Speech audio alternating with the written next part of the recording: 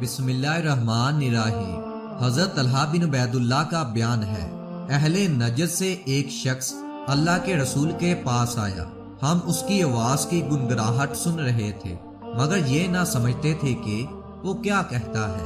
وہ نزدیک آ پہنچا، تب معلوم ہوا کہ وہ اسلام کے متعلق پوچھ رہا ہے۔ اللہ کے رسول نے فرمایا، دن رات میں 5 نمازیں ہیں۔ اس نے کہا کہ ان کے علاوہ بھی کیا مجھ پر کوئی نماز فرض ہے؟ آپ نے فرمایا کہ نہیں، مگر یہ کہ تو اپنی خوشی سے پڑھے۔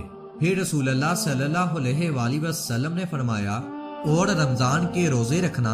اس نے عرض کیا، اور تو کوئی روزہ مجھ پر فرض نہیں۔ آپ نے فرمایا کہ نہیں، مگر یہ کہ تو اپنی خوشی سے رکھے۔